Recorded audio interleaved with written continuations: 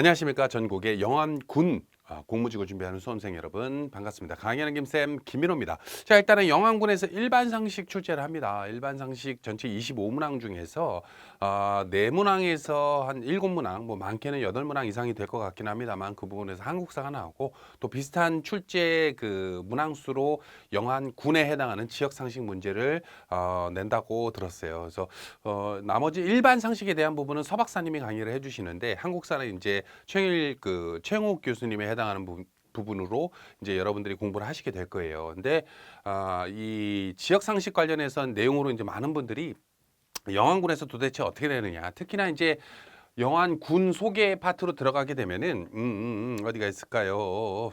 일반 현황이라고 있죠. 이 과목명 자체가 일반 현황이라고 하다 보니까 사람들이 이제 이 파트로 오해하시는 분들도 많이 계시더라고요. 처음에 저희들도 지역 상식이 아니라 일반 현황으로 나왔네. 그래서 이 부분에서 시험 문제를 어떻게 낸다는 소리야라고 해가지고 이제 백방으로 수소문을 해보니까 이 부분을 얘기하는 게 아니라 제목 자체가 일반 현황이지만 지역 상식이다. 영암군에 해당하는 내용을 역사라든지 문화라든지 혹은 시정 혹은 대표 슬로건이라든지 이런 부분을 출제한다라고 하는 거를 전달을 받고서는 그러면 일반 상식 관련해서 지역 상식에 해당하는 부분으로 알려드려야겠다. 다만 이제 시험 날짜가 너무 짧다 보니까 요거를 너무 길게 막 10강, 20강 이렇게 찍어버리면 공부하는 분들도 지치고 힘들고 또 이제 공부해야 될 게 요것만 있는 게 아니지 않습니까? 그래서 요거를 긴급하게 최대한 빠른 시간 내에 공부할 수 있는 방법, 또 시험 문제가 어떤 류로 나오는지에 대한 내용으로 다른 지역을 빗대어서 설명드리는 전략 특강입니다. 자, 일단 들어가 볼게요.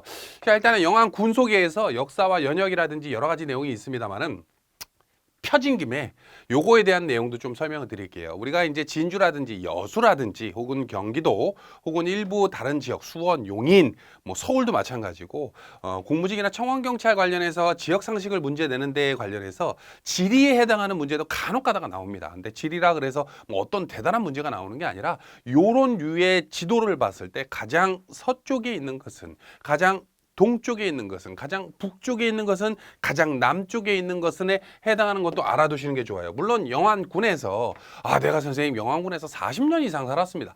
다 알지. 다 알지. 그죠? 제일 먼저 여러분 영암군청은 어디에 있습니까? 대부분의 관공서가 영암읍에 소속돼 있죠. 그죠? 그리고 가장 동쪽은 금정면으로 보이고 가장 북쪽은 신북면으로 보입니다. 그리고 가장 서쪽은 삼호읍으로 보이고, 그죠? 이쪽이 바닷가랑 이제 맞닿아 있는 데겠죠. 그리고 가장 남쪽이 미암면으로 보입니다. 요 정도만 알아두는 것도 나쁘지 않아요. 그리고 막상 시험 문제 나왔을 때 언젠가 2021년도 때 진주시 같은 경우에는 경남 진주, 경남 그쪽 지역에서는 진주시에 해당하는 데에서 가장 북쪽에 해당하는 지역이 어디냐?